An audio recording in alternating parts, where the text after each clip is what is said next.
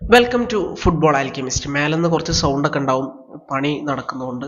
പക്ഷെ അത് കാര്യമാക്കണ്ട, നമുക്ക് ടോപ്പിക്കിലേക്ക് വരാം. അങ്ങനെ ചെൽസി ക്ലബ് വേൾഡ് കപ്പിൻ്റെ ഫൈനലിലേക്ക് എത്തിയിരിക്കുകയാണ്.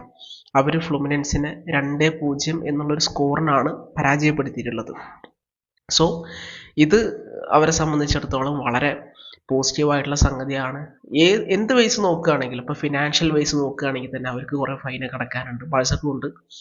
അപ്പോൾ അവർക്ക് ഫൈൻ അടക്കാനുള്ള പൈസ ഒക്കെ തന്നെ അവർ ക്ലബ് വേൾഡ് കപ്പിൽ നിന്ന് ഉണ്ടാക്കി എന്നുള്ളതാണ്. അതുപോലെ തന്നെ അവർ 55 മില്യൺ കൊണ്ടുവന്നിട്ടുള്ളൊരു പ്ലെയറാണ് ജാവോ പെഡ്രോ. ബ്രൈറ്റണിൽ നിന്നാണ് അവർ കൊണ്ടുവരുന്നത്. സ്ട്രൈക്കർ റോളൊക്കെ ഹാൻഡിൽ ചെയ്യാൻ വേണ്ടിയിട്ടൊക്കെ തന്നെയാണ് അവർ കൊണ്ടുവന്നിട്ടുള്ളത്. ആ ഒരു ഗോൾ സ്കോററുടെ ക്ഷാമം പരിഹരിക്കാൻ വേണ്ടിയിട്ടാണ് അവർ കൊണ്ടുവന്നിട്ടുള്ളത്. 55 മില്യൺ ആ പ്ലെയർ കൊണ്ടുവന്നിട്ട് ഇപ്പോൾ 22 മില്യൺ അവർക്ക് ഈ ഒരു സെമി ഫൈനലിൽ നിന്ന് ആ പ്ലെയർ നേടിക്കൊടുക്കുകയാണ്, അതും ഒരു ബ്രേസ് നേടിക്കൊണ്ട്. ഈ ഒരു മാച്ചിൽ അവരെ വിജയത്തിലേക്ക് നയിച്ചിട്ടുള്ള മനുഷ്യൻ ആരാന്ന് ചോദിച്ചു കഴിഞ്ഞാൽ അത് ജാവോ പെഡ്രോ ആണ്.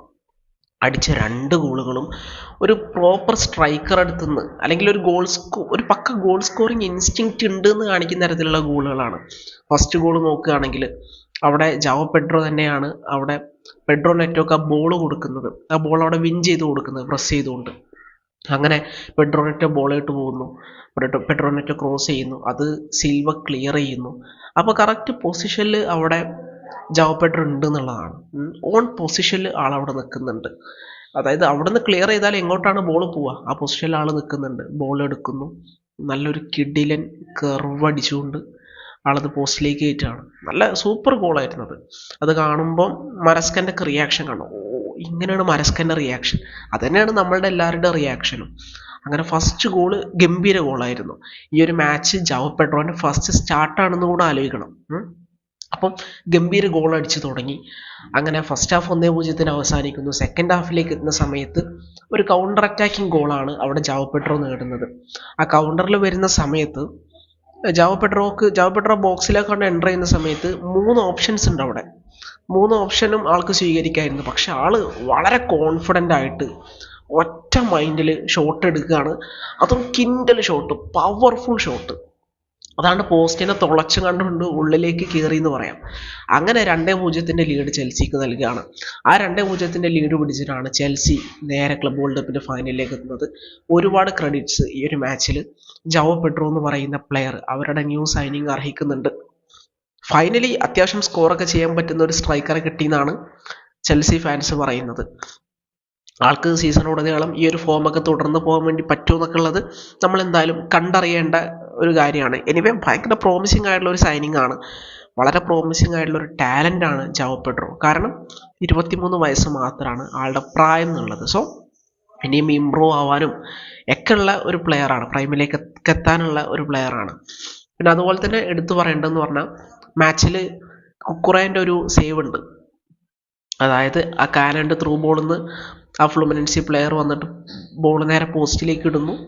പക്ഷേ ലൈന് കടക്കുന്നതിന് തൊട്ട് മുന്നേ വന്നിട്ട് അവിടെ ബോൾ ക്ലിയർ ചെയ്യുന്നത് ആരാണ്? കുക്കുറയാണ്. സോ കുക്കുറേൻ്റെ വൺസ് അഗെയിൻ നല്ല പെർഫോമൻസ് ആണ് ചെൽസിക്ക് കിട്ടിയിട്ടുള്ളത്.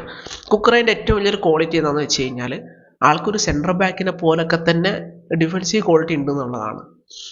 അതാണ് കുക്കുറേൻ്റെ ഏറ്റവും വലിയൊരു സ്ട്രെങ്ത് എന്ന് പറയുന്നത്. അത് പല ഘട്ടത്തിലും ചെൽസിക്ക് ഭയങ്കര ഗുണമായിട്ടുണ്ട്. ഇപ്പോൾ ഇന്നത്തെ ഒരു മാച്ചിലേക്ക് വരികയാണെങ്കിൽ കോൾവില്ല് സസ്പെൻഡഡ് ആണ്, പുറത്താണ്. പിന്നെ ഉള്ളത് അവിടെ ട്രോസിനും ചെലാബുമാണ്. അപ്പം ഈ ട്രോസിനും ചെലാബൊക്കെ ആരും കോൾവില്ലിൻ്റെ ലെവലുണ്ടെന്ന് ഞാൻ കരുതുന്നില്ല. അപ്പം അങ്ങനത്തെ ഒരു സമയത്ത് ഡിഫൻസിന് കുറച്ചധികം ഹെൽപ്പ് കൊടുക്കാനും, ഇപ്പം ഞാൻ പറഞ്ഞല്ലോ ആ ഒരു ഗോൾ ലൈൻ സേവൊക്കെ നടത്താനൊക്കെ അവിടെ ലെഫ്റ്റ് ബാക്ക് ആയിട്ടുള്ള കുക്കുറ ഉണ്ട് എന്നുള്ളത് വളരെ ആശ്വാസം നൽകുന്ന ഒരു കാര്യമാണ് ചെൽസിനെ സംബന്ധിച്ചിടത്തോളം, മരസ്കയെ സംബന്ധിച്ചിടത്തോളം. ഓക്കെ, പിന്നെ മാലോ ഗുസ്റ്റൊക്കെ നന്നായിട്ട് കളിക്കുന്നുണ്ട്. മിഡ്ഫീൽഡിലേക്ക് വരുന്ന സമയത്ത് കായ്സോടൊന്നും ഒരു രക്ഷയില്ല. കായ്സോഡോ ആണെങ്കിലും എൻസോ ആണെങ്കിലും അതുപോലെ തന്നെ പെഡ്രോ നെറ്റോ ആണെങ്കിലും കോൾ പാമറൊക്കെ അത്യാവശ്യം നന്നായിട്ട് കളിക്കുന്നുണ്ട്. എൻകുമ്പ് കുഴപ്പമില്ലായിരുന്നു. അങ്ങനെ ടീമിൽ അങ്ങനെ ദോഷം പറയാനൊന്നുമില്ല. എല്ലാവരും അത്യാവശ്യം ഡീസൻ്റ് ആയിട്ട് കളിച്ചിട്ടുണ്ട്. എല്ലാവരും ഡീസൻ്റ് ആയിട്ടൊന്നും കളിച്ചില്ല എന്നുണ്ടെങ്കിൽ ഫ്ലൂമിനൻസിനോടൊന്നും ജയിക്കാൻ വേണ്ടി പറ്റില്ല. കാരണം അവർ അത്യാവശ്യം നല്ല കരുത്തരായിട്ടുള്ള സൈഡ് തന്നെയാണ്. എസ്പെഷ്യലി ഫിസിക്കൽ ഗെയിമിലേക്കൊക്കെ വരുന്ന സമയത്ത് അവരാരും മുന്തി തള്ളിയിടും. പക്ഷേ ചെൽസി അവരുടെ ആ ഒരു ടെക്നിക്കൽ ക്വാളിറ്റി കാര്യങ്ങളൊക്കെ കൊണ്ട് തന്നെ അതിനൊക്കെ മറികടന്നു എന്നുള്ളതാണ്. പിന്നെ എടുത്തു പറയുന്ന മറ്റൊരു സംഗതി, അവർ അത്യാവശ്യം ട്രാൻസിഷനിലൊക്കെ ഡേഞ്ചർ ആയിരുന്നു, പക്ഷേ അതൊക്കെ ചെൽസി നന്നായിട്ട് തന്നെ ഹാൻഡിൽ ചെയ്യുന്നുണ്ട്. വലിയ പരിക്കില്ലാതെ, ഗോളൊന്നും കൺസീഡ് ചെയ്യേണ്ടി വരാതെ, പാനിക് സിറ്റുവേഷനിലേക്കൊന്നും പോവാതെ ചെൽസി ജയിച്ച് കയറാണ്. സോ ഫൈനലിലേക്ക് എത്തി. ഫൈനലിൽ റയലിനെ നേരിടുമോ PSG നേരിടുമോ എന്ന് കാണാൻ വേണ്ടിയിട്ട് നമ്മൾ വെയിറ്റിംഗ് ആണ്. ഇപ്പോൾ അവർ എന്താ പറയുക, ചെൽസി ഒരുപാട് പൈസ ചിലവാക്കി ഫൈനലി അവർ ക്ലബ് വേൾഡ് കപ്പിൻ്റെ ഫൈനലിലേക്ക് എത്തി.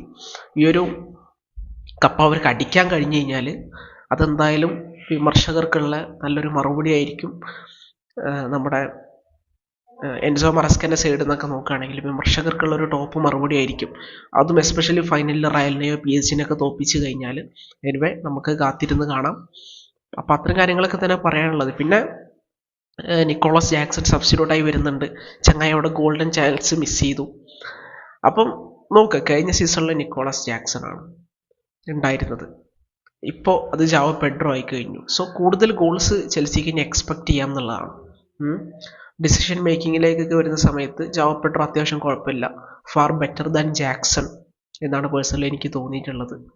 ഇപ്പോൾ ഇന്ന് ജാക്സണ് കിട്ടിയ ചാൻസ് തന്നെ നോക്കാം, അതൊരു പാസ് വെച്ച് കൊടുത്ത ഗോളാണ്. പക്ഷേ ജാക്സൺ വേറെന്തോ ചെയ്യാനാണ് നോക്കിയത്. അതേസമയം ജാവോ പെഡ്രോൻ്റെ അടുത്ത് നോക്കുന്ന സമയത്ത് ആൾക്ക് പാസ് കൊടുക്കാനുള്ള ഓപ്ഷൻ ഉണ്ട്, പക്ഷേ ആളൊരു ഡിസിഷൻ എടുത്തിട്ട് അവിടെ പ്രോപ്പറായിട്ട് സ്കോർ ചെയ്യുന്നു, ലീഡ് ഉയർത്തുന്നു. അതാണ്. സോ സ്ട്രൈക്കർ റോൾ, ഒരു ഗോൾ സ്കോറർ റോളിൽ അവർക്ക് അവിടെ ഒരു അപ്ഡേറ്റ്, ഒരു എന്താ പറയുക, അപ്ഗ്രേഡ് കിട്ടി എന്നുള്ളതാണ്. അപ്പോൾ കൂടുതൽ കാര്യങ്ങളൊക്കെ നമുക്ക് ഡിസ്കസ് ചെയ്യാം. നിങ്ങളുടെ ഒപ്പീനിയൻസ് എന്തായാലും കമൻറ്റ് സെക്ഷനിൽ പറയാം. മറ്റൊരു വീഡിയോ ആയിട്ട് വീണ്ടും കാണാം. Thank you.